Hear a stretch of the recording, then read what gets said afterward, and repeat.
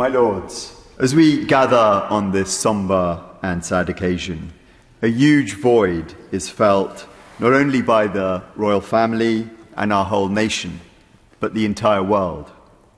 It is difficult to think of a public figure who has ever had such a global impact. We often speak about the United Kingdom's soft power and of global Britain, but so much of this was embodied in and personified by Her late Majesty the Queen. The worldwide outpouring of affection is reflective of a lifetime devoted to service and duty, a theme we have heard again and again, and deservedly so. Her Majesty was a constant and unifying figure, rising above the political fray and forces of division, providing a source of stability over 7 decades of incredible change.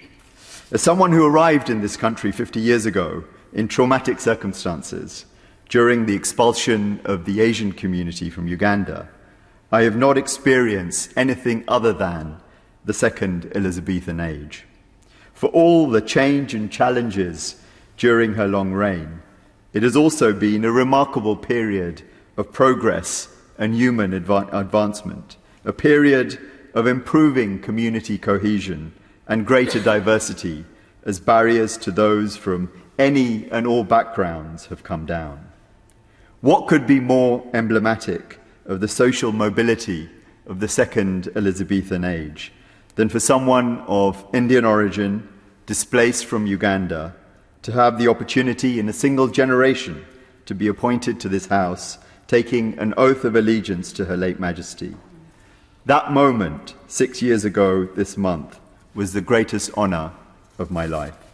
Even more so, being a child of the Commonwealth, which occupied such a special status for the Queen.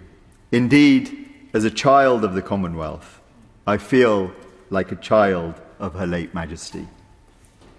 The last occasion on which I was honoured to meet the Queen was during a reception which she graciously hosted at Buckingham Palace to mark the UK-India Year of Culture.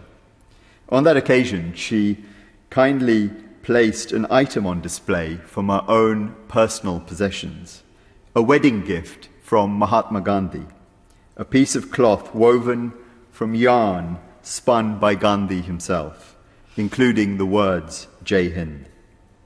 It was palpable how connected she felt to India and the wider subcontinent, which makes up almost 75% of the 2.5 billion people across the Commonwealth. And these sentiments are mirrored in reverse, exemplified by the day of state mourning, which has been declared by the Government of India this coming Sunday, and 3 days of mourning declared by Bangladesh.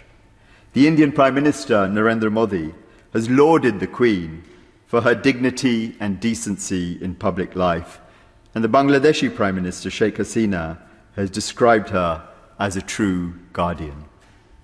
As chair of the British Asian Trust, founded by His Majesty King Charles III some 15 years ago, I know that our new monarch shares the same priorities as his mother for the Commonwealth and maintains a deep and abiding connectivity to all the countries of South Asia, also including Pakistan, Sri Lanka, and Nepal.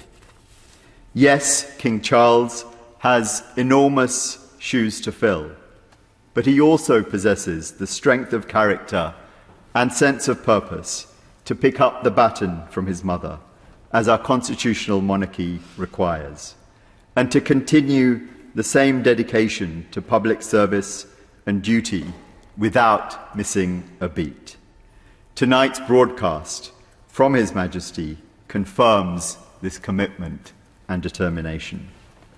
In that mission and in their grief, we offer our new King, the Queen Consort, and the royal family our full and loyal support.